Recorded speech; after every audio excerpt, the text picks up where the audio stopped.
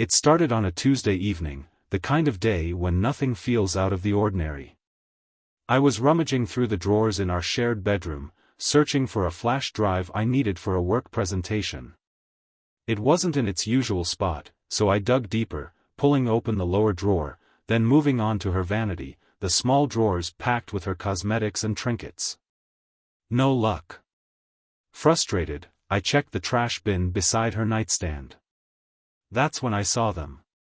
6 used condoms. I froze. My hands trembled as I pulled the bin closer, staring at the evidence. The used condoms sat there, mocking me, daring me to question everything I thought I knew about my wife, Emily. A deep chill ran down my spine as my brain struggled to process what I was looking at. My stomach twisted, bile rising in my throat. Who? When? Why? The air in the room seemed to thicken as my thoughts spiraled. I had been married to Emily for 8 years. We had our ups and downs like any couple, but I never thought I'd stumble across something so blatantly repulsive, so utterly disrespectful. I slumped onto the bed, staring at the trash bin as if it were some cursed artifact. My mind raced through the past few months, searching for signs I might have missed. Emily had been acting differently lately, staying out late with vague excuses about work dinners, hiding her phone, and brushing off my attempts to connect. But I had ignored it, convincing myself I was overthinking. Not anymore.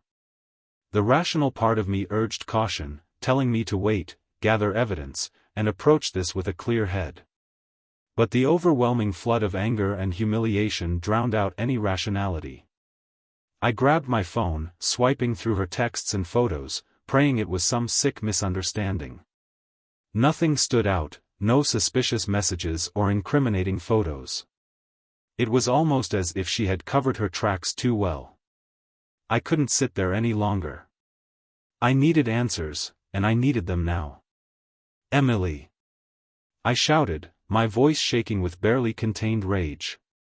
She appeared at the doorway a few moments later, her face set in that infuriatingly calm mask she always wore when I was upset.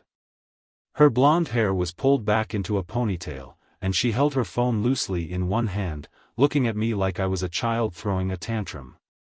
"What is it, Ben?" she asked, tilting her head slightly. I didn't bother with pleasantries. Instead, I held up the trash bin, my hand trembling. "Do you want to explain this?" Her eyes flicked to the condoms for the briefest second before she shrugged, her expression unfazed. "What about it? What about it?"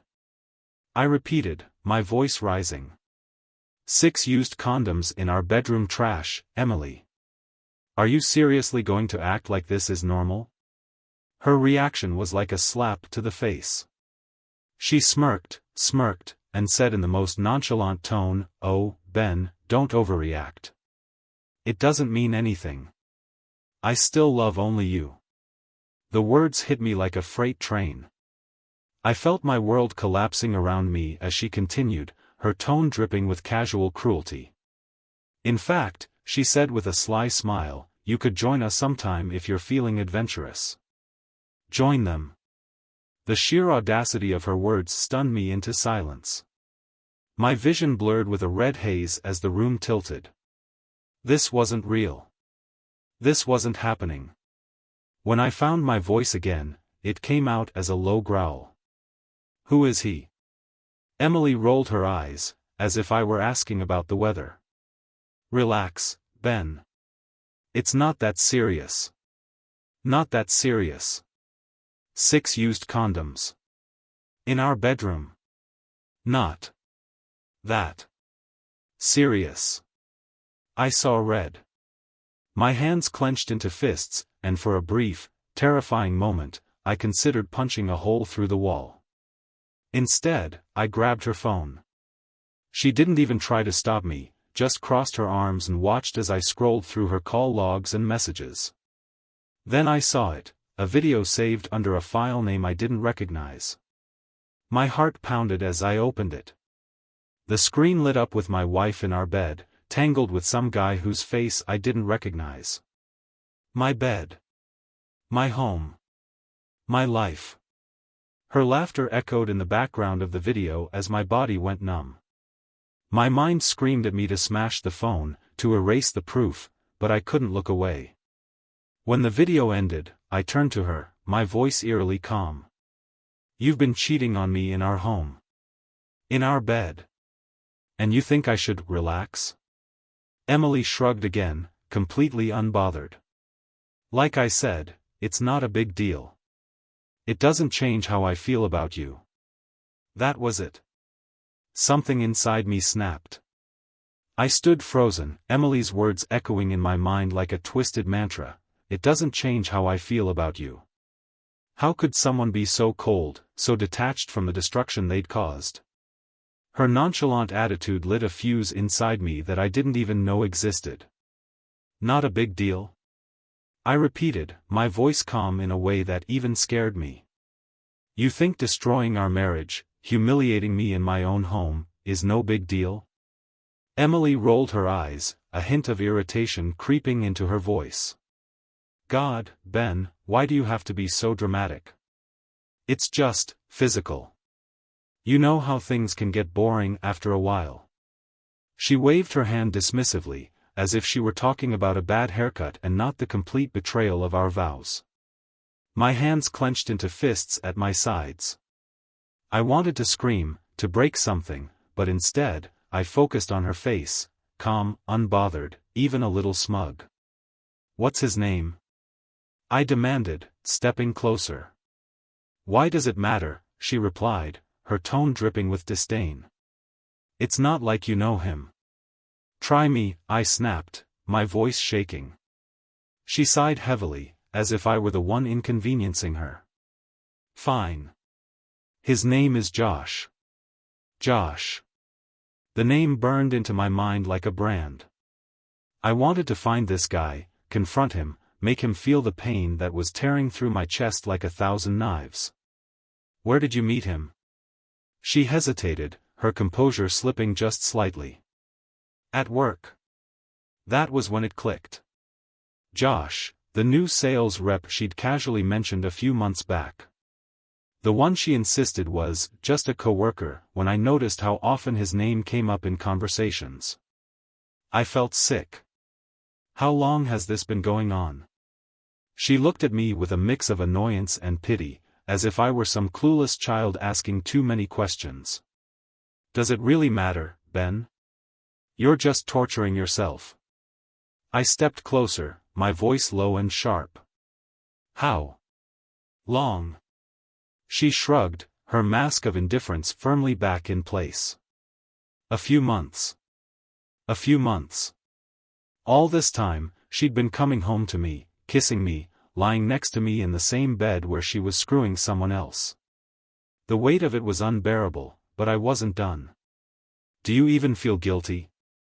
I asked, my voice barely above a whisper. Emily stared at me for a moment, as if considering her answer.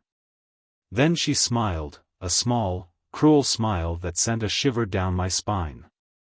Not really. You're so boring, Ben. Always so predictable, so stuck in your routines. I needed something exciting. Her words hit like a punch to the gut, knocking the air out of my lungs. I had always prided myself on being a good husband, stable, supportive, reliable. Now she was throwing it back in my face like it was a flaw. And you didn't think to talk to me? To tell me you were unhappy? I asked, my voice cracking. What would have been the point? She shot back. You wouldn't have changed. You can't even handle this conversation without falling apart. That was it. I couldn't take another second of her smug, dismissive attitude. Without thinking, I grabbed my phone and started recording.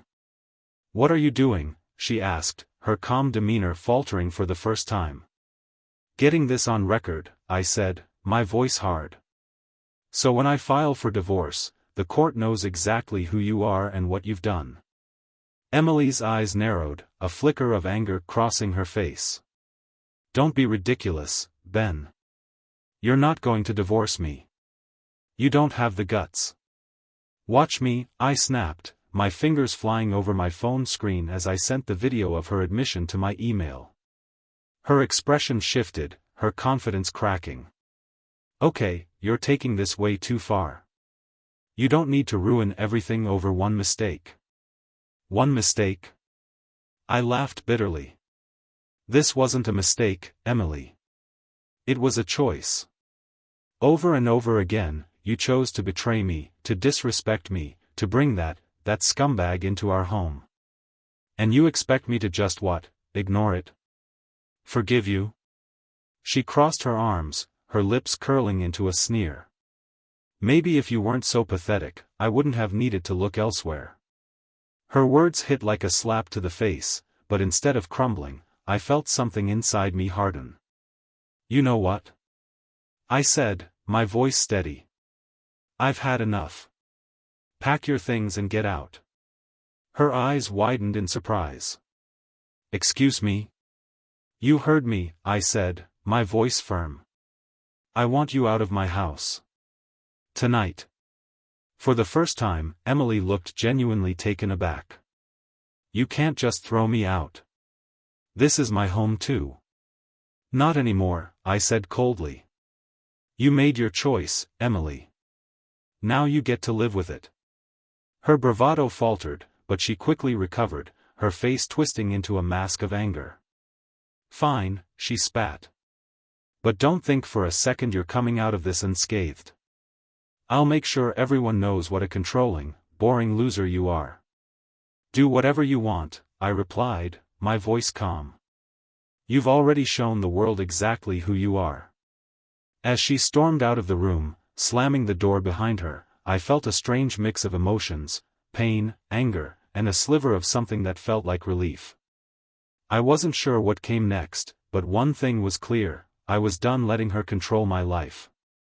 The house was eerily quiet after Emily stormed out of the bedroom. I stood there, still gripping my phone, my mind buzzing with adrenaline and rage. But beneath the anger, there was a gnawing emptiness. This wasn't just the end of a fight, it felt like the end of my entire life as I knew it. I couldn't stay in that room any longer. Every corner felt tainted, our bed, the dresser, even the photos on the wall seemed to mock me. I grabbed my car keys and left the house, needing air, space, anything but that suffocating silence. Driving aimlessly through the dark streets, I found myself pulling into the parking lot of a 24-hour diner. The neon sign flickered, casting a pale blue glow across the cracked asphalt. Inside, the smell of burnt coffee and fried food greeted me, strangely comforting in its normalcy. I sat in a booth by the window, staring at the menu but not really seeing it. My mind was stuck on Emily's words, her smug face, the casual way she dismantled everything we'd built together. Can I get you something, hon? The waitress asked, startling me out of my thoughts. Coffee, I said. As she walked away, I noticed a man sitting at the counter, hunched over a plate of pancakes. He looked familiar, but it took a moment for the pieces to click. Josh. It was him. The realization hit me like a bolt of lightning. I couldn't believe my luck, or maybe it was fate. I didn't know whether to confront him, follow him, or just sit there and stew in my rage. But as I watched him laugh and joke with the waitress, completely oblivious to the chaos he'd caused, something inside me snapped. I got up and walked over to the counter. He didn't notice me at first, too busy flirting with the waitress. But when I cleared my throat, his head turned, and his face froze. Josh, right? I said, my voice calm but cold. He blinked, clearly caught off guard. Yeah. Do I know you? You should, I said, my voice dropping an octave. I'm Ben. Emily's husband. His face went pale, and for a moment, I thought he might bolt. But he quickly recovered, plastering on a fake, confident smile. Hey, man, look, I didn't know she was married. She told me. Save it, I interrupted, holding up a hand. I'm not here for your excuses. I just wanted to see the guy who thought it was a good idea to screw another man's wife. He swallowed hard, glancing around like he was hoping for an escape. Look, I don't want any trouble, okay? It's over. Whatever was going on with her, I'm done. Over? I repeated, laughing bitterly. You think this ends just because you're done? You've been screwing my wife in my bed for months, and you're going to sit here and pretend you're the victim? His jaw tightened, and for a moment, I thought he might say something smart. But he didn't. Instead, he stood up, throwing a few bills on the counter. I'm sorry, man, he said, his voice low. I didn't know. If I had, I never. Don't, I snapped. Just don't. You knew enough. And trust me, this isn't over. He froze, his hand on the door handle, and for a second, I thought he might argue. But he didn't. He just left, the door slamming shut behind him. I stood there for a moment, my heart pounding. The waitress was watching me with wide eyes, clearly unsure whether to intervene or call the cops. I forced myself to take a deep breath, nodding to her before heading back to my booth. The coffee was cold when I finally took a sip, but I didn't care. I needed to think, to figure out my next move. When I got home, the house was dark, and Emily's car was gone. For a moment, I felt a flicker of relief, thinking she'd actually left. But when I walked into the living room, I saw her suitcase by the door. She hadn't left, she was waiting. She was sitting on the couch, scrolling through her phone like nothing had happened. When she saw me, she raised an eyebrow. Back so soon? She asked, her tone dripping with sarcasm. I saw him, I said, ignoring her question. Her eyes narrowed slightly. Who? Josh, I said. At the diner. She didn't flinch, didn't even look surprised. Instead, she smirked. And? Did you bond over how awful I am? I stared at her, my anger simmering just beneath the surface. You're unbelievable, you know that? And you're predictable, she shot back. What did you think, Ben? That confronting him would change anything? He's just a guy. You're the one I married. You're the one who's supposed to keep me interested. Her words were like a slap to the face, but this time, I didn't let her see how much they hurt. Instead, I nodded slowly. You're right, I said, my voice calm. I am predictable. And that's why you didn't see this coming. Her smirk faltered, just slightly, as I pulled my phone from my pocket and hit play. The video of her and Josh filled the room, her laughter echoing back at her like a ghost. Her face went pale, and for the first time, I saw something that looked like fear in her eyes. What are you doing? She asked, her voice tight. Making sure you don't weasel your way out of this, I said. You're done, Emily. You want excitement? You've got it. But don't think for a second you're taking me down with you. Emily's face morphed from smug confidence to pale fear as she watched the video play on my phone. Her laughter from the recording, once so carefree and mocking, now hung in the room like a curse. For the first time that night, she was speechless. Turn that off, she finally said, her voice shaky. Why? I asked, my tone as icy as the air between us. You weren't shy when you were making it. What's the matter? Can't face your own actions? She lunged for the phone, but I stepped back, holding it just out of reach. Don't even think about it, I warned. You've had your fun, Emily. Now it's my turn. Her eyes narrowed, and the fear gave way to anger. You're such a child, Ben. Playing games instead of having a grown-up conversation. Games? I echoed, laughing bitterly. You're the one who turned our marriage into a game, Emily. Sneaking around, lying, laughing in my face while you betrayed me. Did you think there wouldn't be consequences?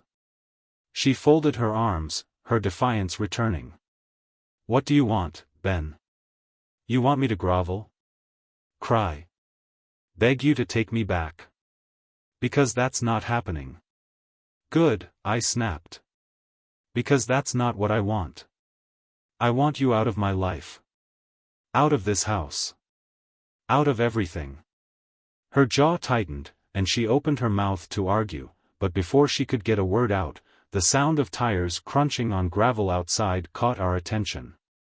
Who's that? She asked, her voice suddenly wary. No idea, I said, walking to the window.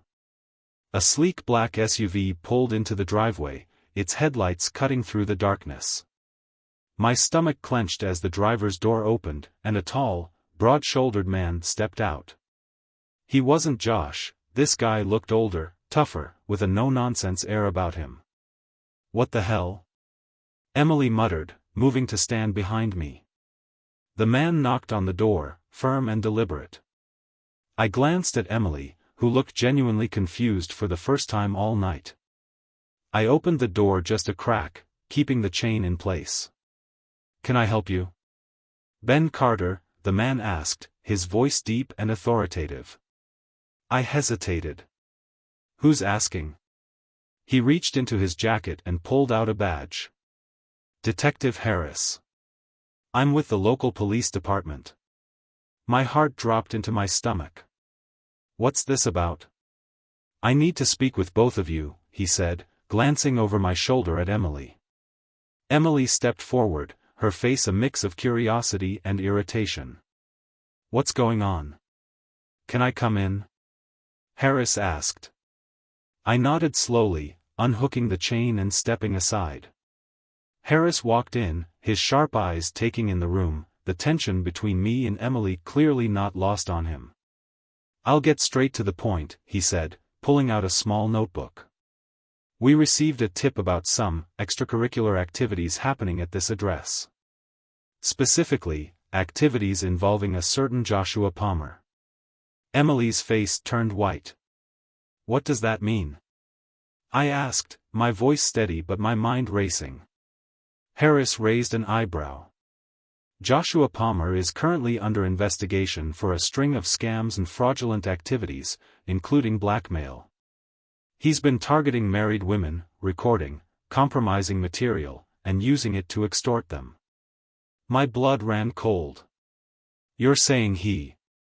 Mr. Carter, Harris interrupted, do you know if Mr. Palmer has ever filmed anything private involving your wife? I couldn't speak. My mind flashed to the video I'd found, the one Emily had so carelessly saved on her phone. Was she in on this? Or was she just another one of his victims? Emily finally found her voice. I didn't know anything about that, she said, her voice trembling. Josh never mentioned anything like that. He said he just wanted to have fun. Fun? I snapped, glaring at her. Is that what you call this? Harris held up a hand. Let's stay focused. Mrs. Carter, if you have any videos or photos involving Mr. Palmer, I strongly advise you to hand them over now. It'll help us build a case against him. Emily hesitated, glancing at me. I didn't wait for her. I grabbed her phone from the coffee table and handed it to Harris. Check this, I said. There's a video saved under a random file name. It might be what you're looking for. Emily gasped, reaching for the phone, but Harris stepped back. Thank you, Mr. Carter. This will be very helpful. Her eyes burned with fury as she turned on me. You had no right. Enough, I snapped. You're lucky I didn't hand over everything else I know about you. Harris cleared his throat, drawing our attention. I'll need both of you to come down to the station tomorrow to give statements. In the meantime, I suggest you both take a long, hard look at the choices that brought you here. Without another word, he left, leaving the room in tense silence. Emily rounded on me the second the door closed. How dare you, she hissed. How dare I? I shot back, my voice rising. You brought this into our lives, Emily. You let that scumbag into our home, our bed. And now, because of you, we're tangled up in a police investigation." Her face twisted with anger, but she didn't deny it. Instead, she grabbed her suitcase and stormed toward the door. "Where are you going?" I demanded. "Anywhere but here," she spat, slamming the door behind her. For the first time that night, the house was quiet. Truly quiet. I sat down on the couch, my body shaking as the events of the night finally caught up to me. This wasn't the ending I had expected. But maybe it was the one I needed. The silence after Emily's departure was suffocating. For a brief moment, I thought the worst was behind me. She was gone, Detective Harris had the video, and I could start rebuilding what little remained of my life. But deep down, I knew this was far from over. Something still didn't sit right. I couldn't shake the look on Emily's face when Harris mentioned blackmail. There was more to this story, more to her. I grabbed a beer from the fridge and sat at the kitchen table, staring at her abandoned suitcase near the door. My mind raced through everything I'd learned that night. Who was Emily, really? Had she known about Josh's schemes, or was she just another pawn? And if she was innocent in that regard, why hadn't she come clean about the affair when she had the chance? Curiosity burned through my exhaustion. I knew there had to be more hidden on her phone or laptop. Harris had taken the phone, but her laptop was still here, tucked in her office. If she had secrets, that's where they'd be. I hesitated, the beer cold in my hand. Part of me felt like a vulture picking at the remains of our marriage. But after everything she'd done, did I owe her privacy? No. I owed myself the truth. Emily's office smelled faintly of her perfume, a sickening reminder of what I was about to uncover. Her laptop sat on the desk, glowing softly in sleep mode. I opened it, my heart pounding. The password screen stared back at me, but I knew Emily better than she realized. I typed in her usual combination, our wedding date, followed by her initials.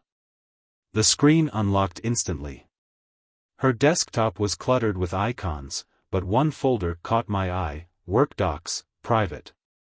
The word private felt like an invitation. I double-clicked, and my stomach tightened.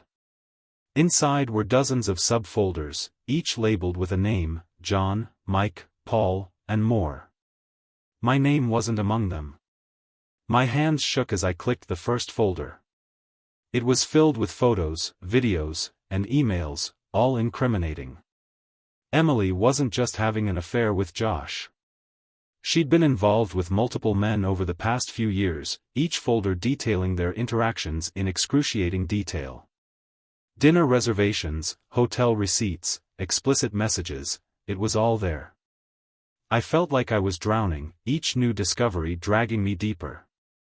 The woman I thought I'd known for 8 years wasn't just unfaithful, she was a serial manipulator. But then, things took an even darker turn.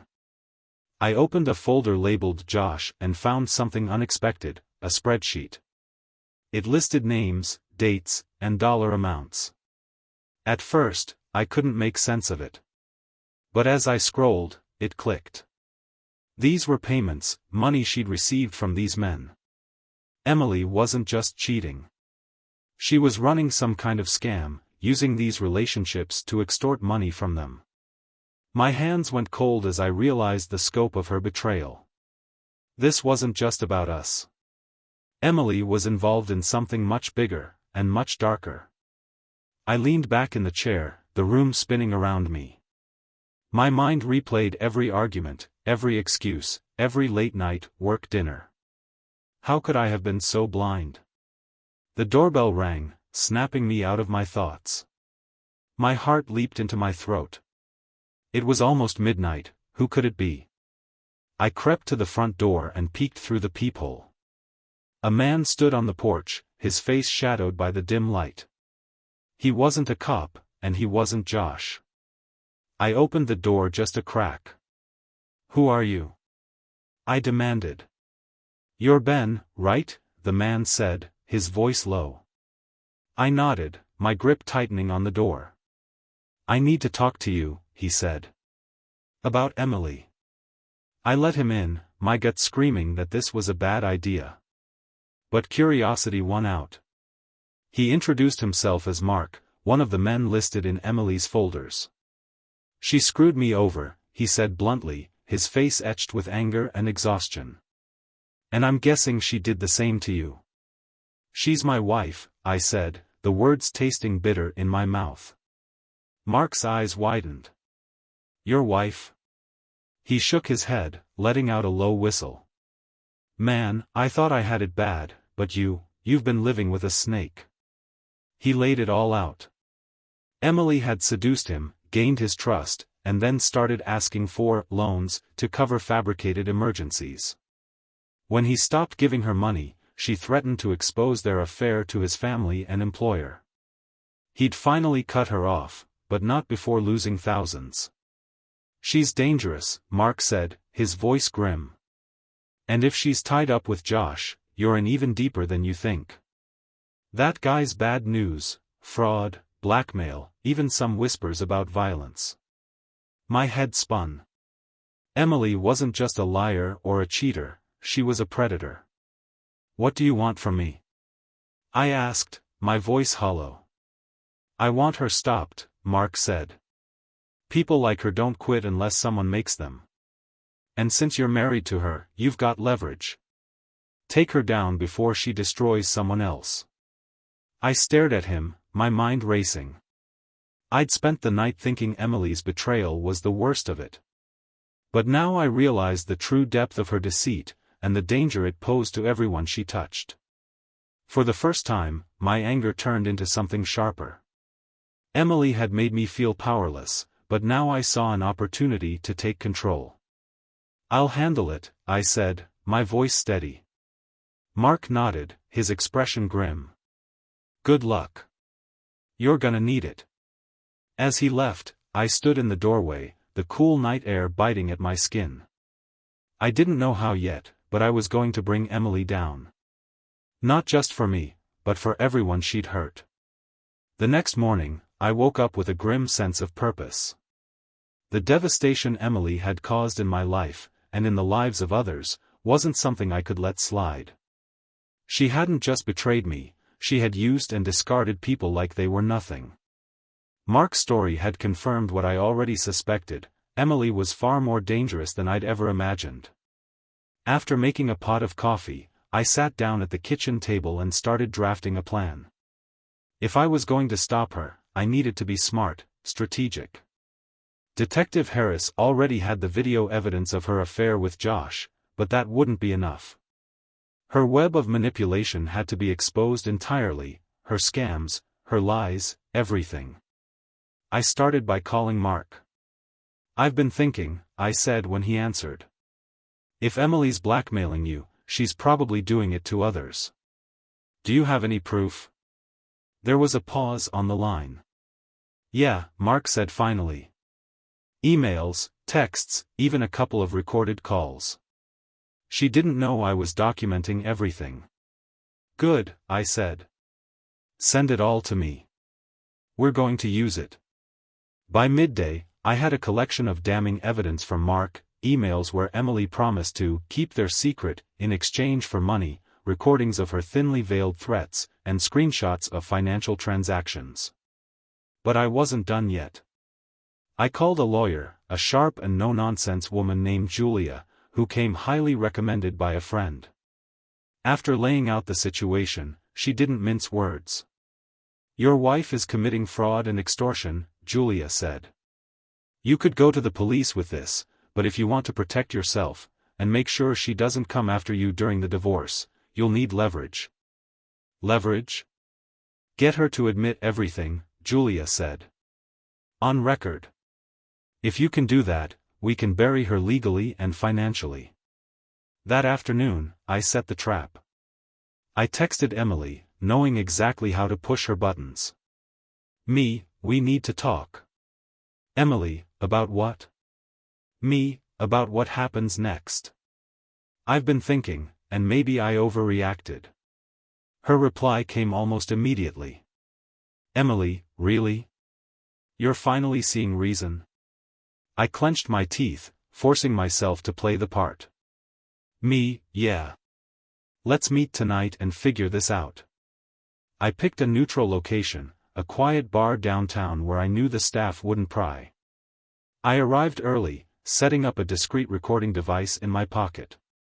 My heart pounded as I waited, the weight of what I was about to do pressing down on me.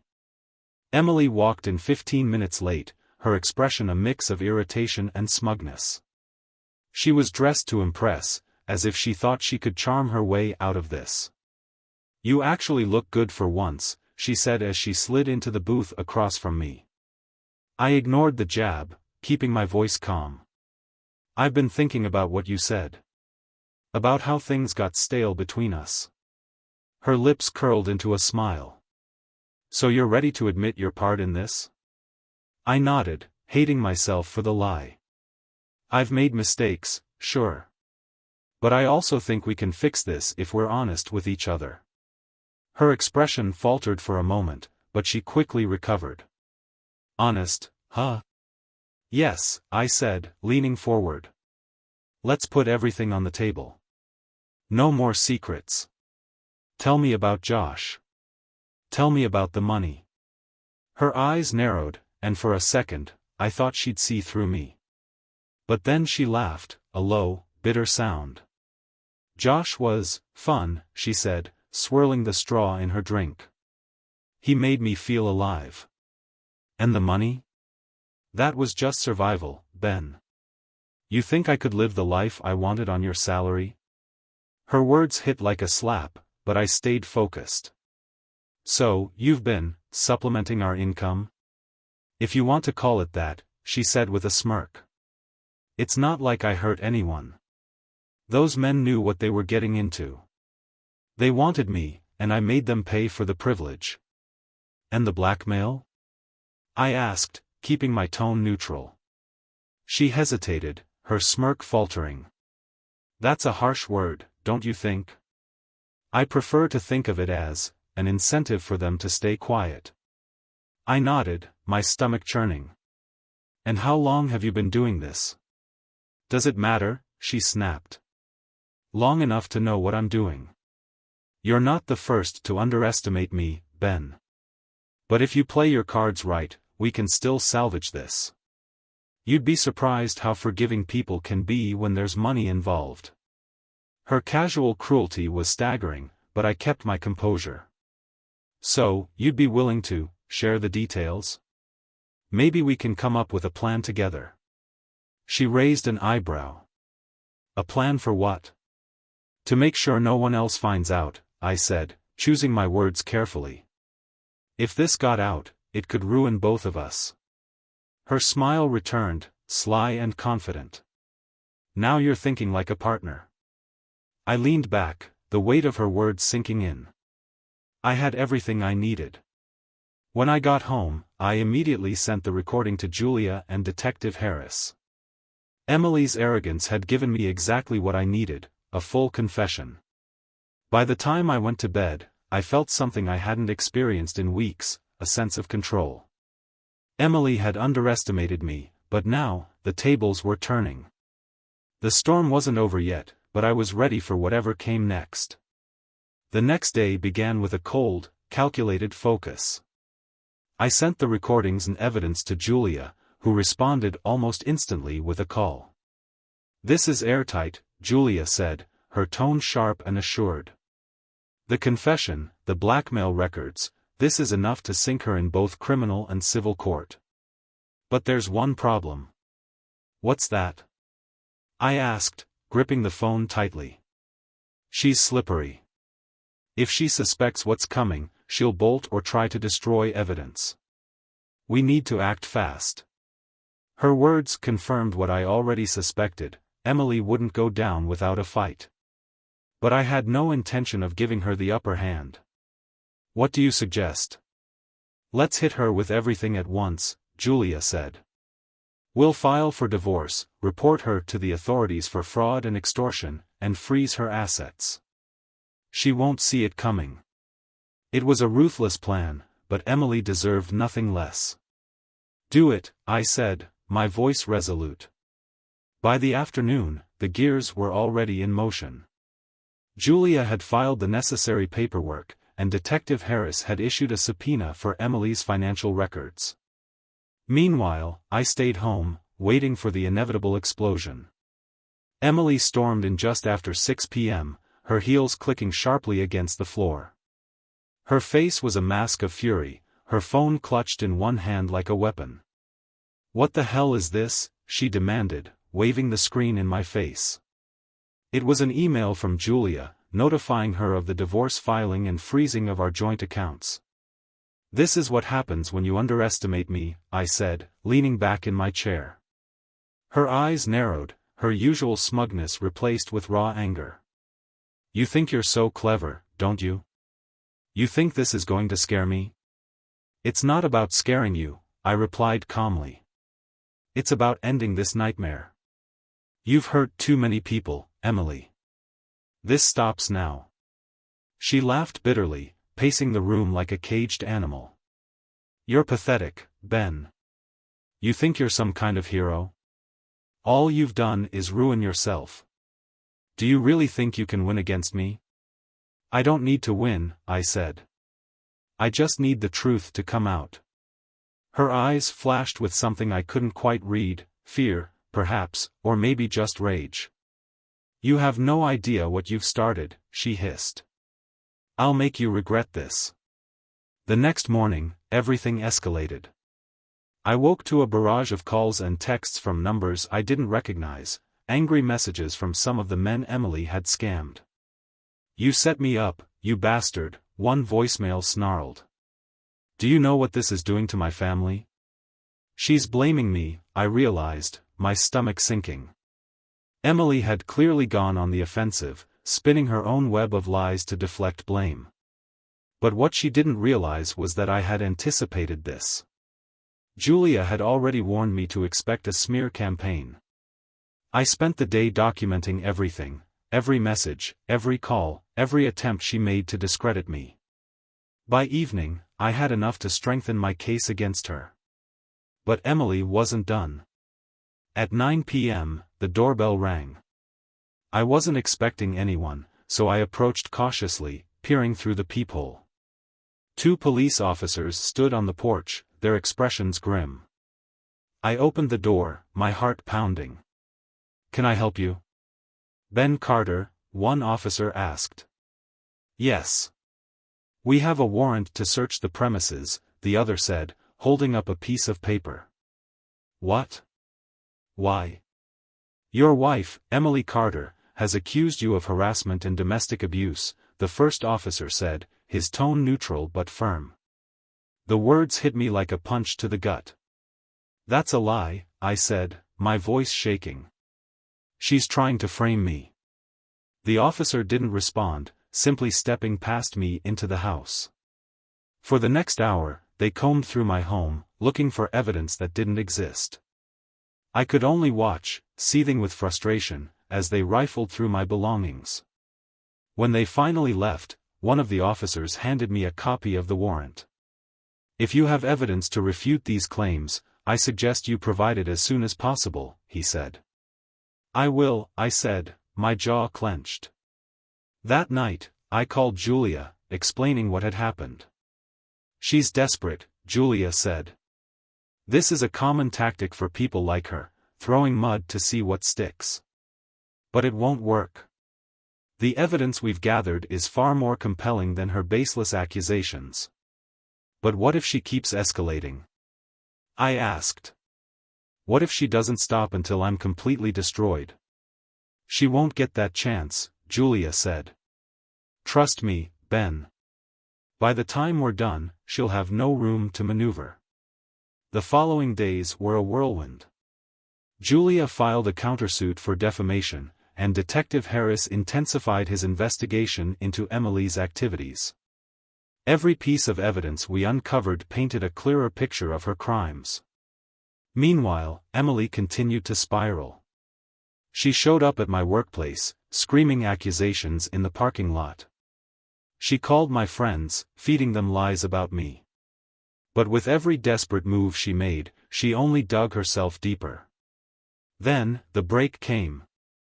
Harris called me one evening with news that felt like vindication. "We've uncovered financial records linking your wife to multiple fraudulent transactions," he said. "It's enough to charge her with fraud, extortion, and conspiracy." The relief was overwhelming. After weeks of chaos, the tide was finally turning. "That's not all," Harris added. "We also found evidence implicating Josh. He's been running this operation with her from the beginning." As I hung up the phone, a strange calm settled over me. Emily's reign of manipulation was finally coming to an end. But this wasn't just about justice, it was about reclaiming my life. And for the first time in years, I felt like I could finally breathe. The house was still. I sat in the living room, the weight of everything that had happened pressing down on me like a lead blanket. Emily's scams, her betrayals, her desperate attempts to ruin me, it all felt like a storm that had finally passed. Detective Harris's call had been the confirmation I needed, her lies were catching up with her. But even with justice on the horizon, I couldn't shake the feeling that this wasn't truly over. The next day, I woke up to a knock at the door. It wasn't the aggressive banging I'd come to associate with Emily's dramatics, but a steady, deliberate rap. When I opened it, I found Harris standing there, his face unusually grave. "We need to talk," he said, stepping inside without waiting for an invitation. "What's going on?" I asked, my stomach twisting. "Emily is missing," he said bluntly. I blinked, unsure if I'd heard him correctly. "What do you mean, missing?" "She didn't show up at her apartment last night. Her car was found abandoned near the edge of town, and her phone is off. We're investigating, but we thought you should know." A strange mixture of relief and dread coursed through me. Emily was gone, but whether that was good or bad remained to be seen. "Do you think she ran?" I asked. "It's possible," Harris said. "But we're not ruling out foul play. People like her make enemies, and Josh Palmer isn't exactly known for his loyalty." The following days were surreal. The news of Emily's disappearance spread quickly, sparking speculation among the people who knew her, or thought they did. Some believed she'd gone into hiding to avoid prosecution. Others whispered about more sinister possibilities. For me, it was like living in a fog. I should have felt vindicated, even triumphant, knowing she was finally facing the consequences of her actions. But instead, I felt hollow. The woman I'd loved, the life I'd built, it was all gone,